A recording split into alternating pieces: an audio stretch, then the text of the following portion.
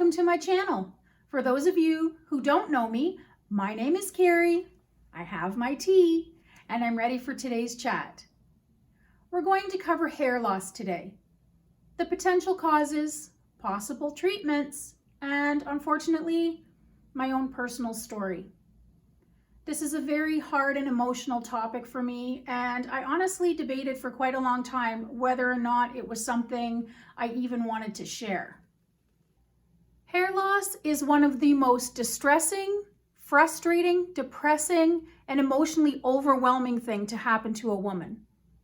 I just wasn't sure if putting my story out there to the world was even going to be beneficial in any way. I'm still not sure.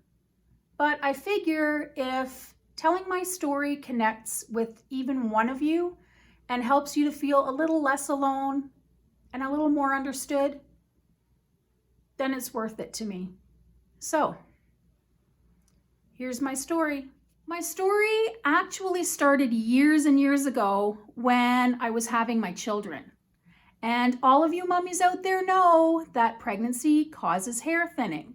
So when I was pregnant with my daughter and I noticed my hair thinning out, I didn't really panic too much about it. And honestly, I had such thick, curly, irritating hair at the time that wasn't really a big deal for me.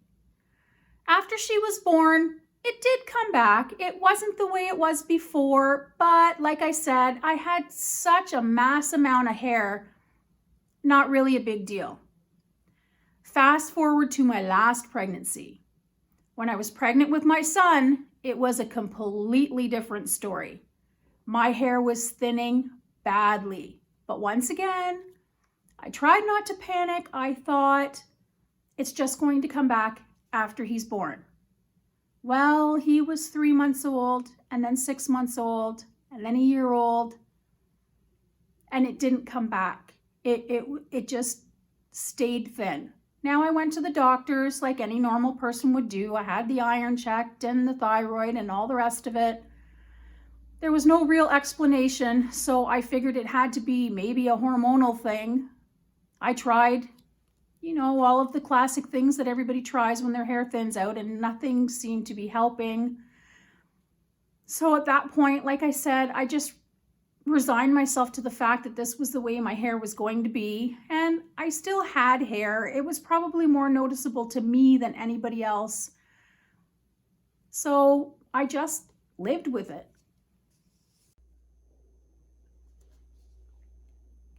My hair maintained that level of thinness throughout my 30s, but like I said, I had quite a bit of hair, so I didn't really worry too much about it until I rolled into my 40s. Then I noticed my hair was really thinning out. At the time, I had bangs, and I noticed that every time I looked in the mirror, my bangs looked thinner and thinner and thinner, and eventually it got to the point where I couldn't even pull off bangs anymore because there was just big gaps between the bangs. It just looked silly. So I started looking throughout my entire head and realized that my hair was thinning really badly everywhere. And it was noticeable at that point. So back to the doctors I go, had all the classic tests run again, and once again, no explanations. So I went through the whole arm's length of things that people do when they're losing their hair. I did all the shampoos and chemicals and massages, even things that are really silly. And nothing helped. It just kept getting thinner and thinner and thinner and thinner. I lived with it because what are you going to do, right? I mean, you try everything that you can try and nothing works. So you just have to live with it, right? Sorry.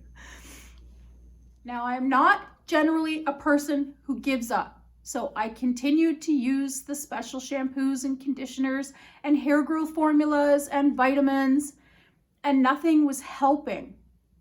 And then in my mid-40s, when I started to show signs of perimenopause, wow, things really took a dive.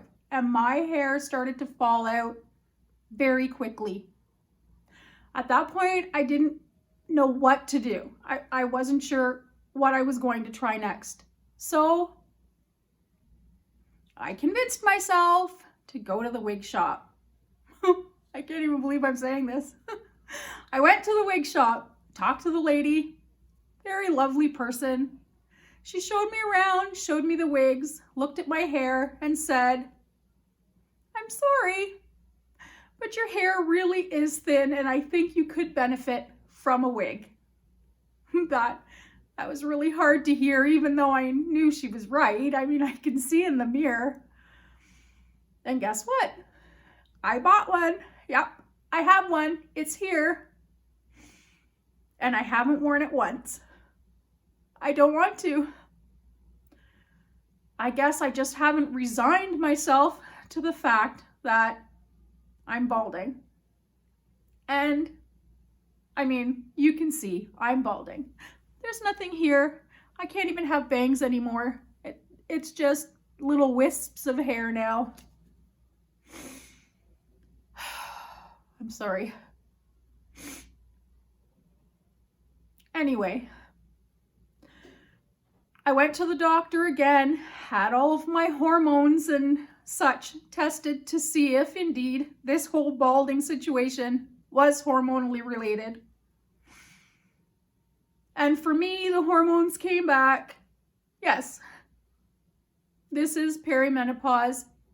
You're very close to menopause. This is likely what is causing your problem. All of your other tests are normal. So here I am at this stage right now. None of the treatments so far have worked. I do have a wig for backup, I guess, in case it gets much, much worse. I'm going to go through some of the treatments with you soon.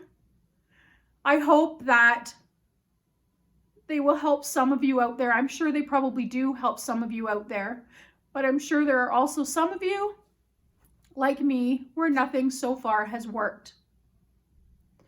Once I go through the treatments or some of the possible treatments with you, if any of you have some solutions that maybe I haven't thought of and maybe haven't tried at this point, leave them in the comments, because believe me, I will probably try them.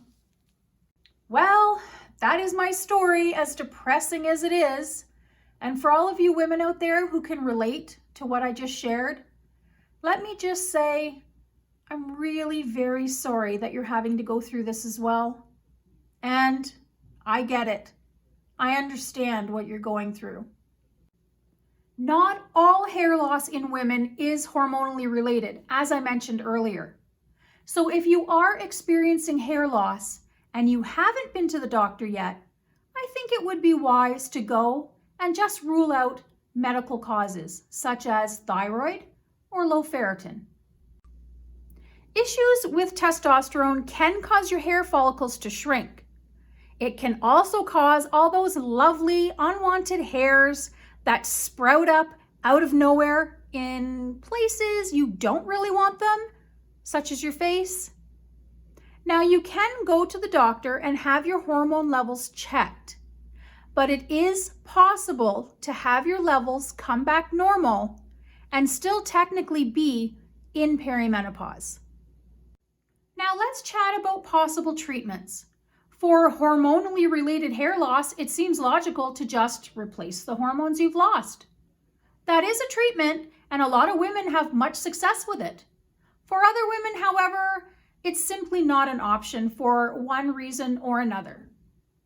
For those women, I'd like to discuss possible solutions that may or may not help you. Some of them did not help me, but that is not to say that they may not help you. If you have other solutions that you've tried and been successful with and you want to share them, leave them in the comments for other women to potentially try. Certain vitamin and mineral deficiencies may cause an issue with both hormone balance and hair health. So with your doctor's permission, of course, You may find it helpful to take certain vitamins and minerals. Things like biotin, zinc, selenium, B vitamins, and omega-3s may be useful for you. If your doctor has told you that you are low in iron and that you require iron, iron may also be helpful for you. But please do not attempt to take iron without your levels checked and your doctor's permission. I think it may also be useful to have a really close look at what you're putting on your hair. Many shampoos, conditioners, mousses, gels, hairsprays contain a lot of chemicals that are very harsh on your scalp and your hair. I find for myself personally, if I try to stick to hair products that are as natural or plant-based as possible, it helps a lot with the irritation and itchiness in my scalp, and it also helps with the dryness and brittleness of my hair. It may be useful to try that if nothing else has worked for you so far. Along with that last thought would be to try and avoid overwashing the hair, which would strip the natural oils off the scalp and cause a lot of dryness. Also, avoiding extreme heat from blow dryers and irons and straighteners and such may also prove beneficial. Another possible solution are the very many hair products out there that claim to reverse hair thinning. They didn't personally work for me, but that is not to say that they may not work for you. One issue I found with most of them, though, is that a lot of them are chemically based. And I am someone who likes to try and avoid chemicals at all cost. Also, they only work while you're using them. If you stop using the product, the hair thinning comes right back. Now, I don't know about you, but I am not someone who wants to put chemicals on her head for the rest of her life, even if the product is working.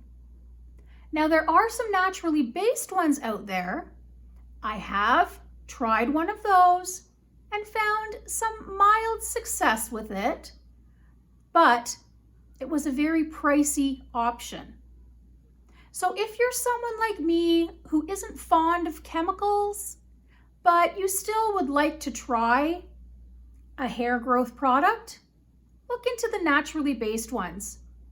It may be an alternative for you. I really hope all of you have found at least one solution that has proven beneficial for you. Please let me know in the comments how you cope with hair loss. What's your story? Have you tried any solutions or treatments that have been successful for you or haven't? Please share. You never know. Your story may help another woman in our position.